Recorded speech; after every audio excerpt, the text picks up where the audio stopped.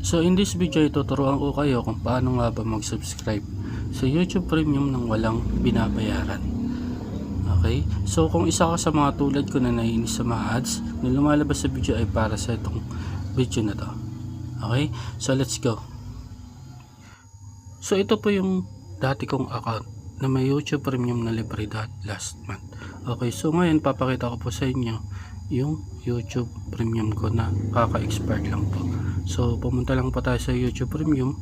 So kung makikita nyo po is expired na po yung YouTube Premium ko. So kailangan po natin i-reactivate ito, pero may bayad na po ito. So yung kailangan mo natin ngayon is gumawa ulit ng bagong account para makapag-avail ulit tayo ng YouTube Premium. Okay, so yung una, kailangan po natin ng bagong account at saka GCash account para sa payment method natin. So kanina gumawa na po ako ng bagong account na Gmail. Madali lang naman po gumawa ng Gmail account, so kayo na po bahala gumawa po ito. Okay, so hindi ko na po ito ituturo kung paano po gumawa ito. So pumunta po tayo dito sa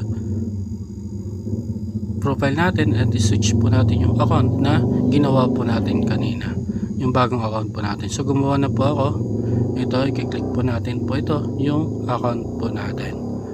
Okay, so pag click po natin yan ay mapupunta po siya sa YouTube Premium natin. So kung makikita nyo, pumuntahan po agad siya sa YouTube Premium at meron po tayo dalawang buwan na wala tayong babayaran. Okay, so ito po yung gagawin po natin. So nakadepende po ito sa account natin. Madalas 1 month lang po yung sa YouTube free trial po nila. Okay, so yung gagawin po natin is click mo natin tong try 2 months for 0. Ito po yung lalabas. Okay, YouTube Premium. Okay, membership free trial lang po ito.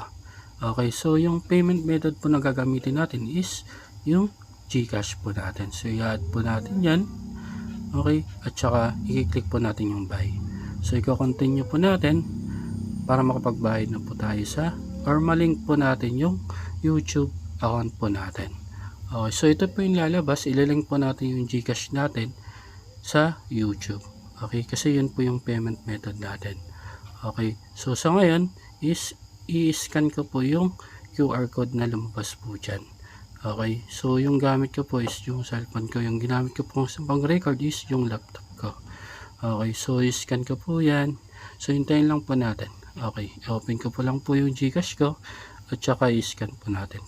Nandito naman po sa baba yung kung paano po siya i-scan. Yung instruction po ay nasa baba naman po. Okay, so open lang po natin yung GCash natin. Okay, hintay lang po tayo. So dito ay hihingi na po siya ng verification code or authorized na ililink po natin yung GCash po natin. Okay, so hintay lang po natin yung code. At hintayin lang po natin yung message na na-confirm na po na na-link na po yung GCash account natin sa YouTube. At ito na po yung mangyayari. Okay, so ilalagay lang po natin yung pangalan po natin, kahit ano naman po yung pangalan na pwede ilalagay natin.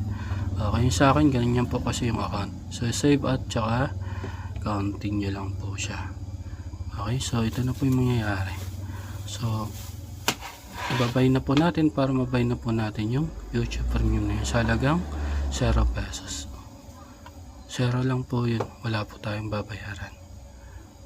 Okay, so hintayin lang po natin. Ayun, so nakapag buy na po tayo ng libreng YouTube Premium at ito na po siya. So kung makikita po natin yung YouTube Premium natin, ito na po yung account natin. Pupunta po tayo sa YouTube Premium benefits. So kung makikita na po natin, nakasubscribe na po tayo sa libreng YouTube Premium ni YouTube. Okay, na walang binabayaran.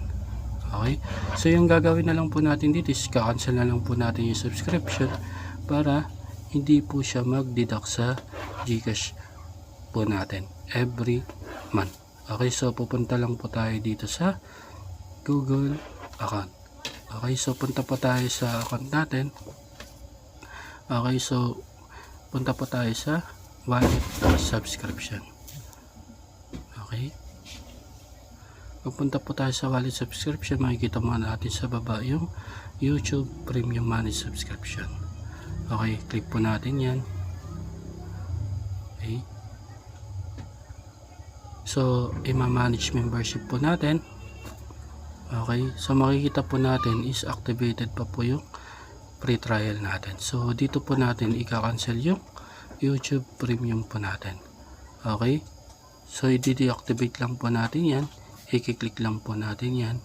Ayun, deactivate. So, continue to cancel. So, ito na po yung mangyayari. So, in-next lang po natin yan. So, malulus lang po yung premium natin after po mag-expire. Okay, so next po natin yan. Okay, so mapupunta po siya sa cancel membership. Pipili lang po tayo ng reason dito.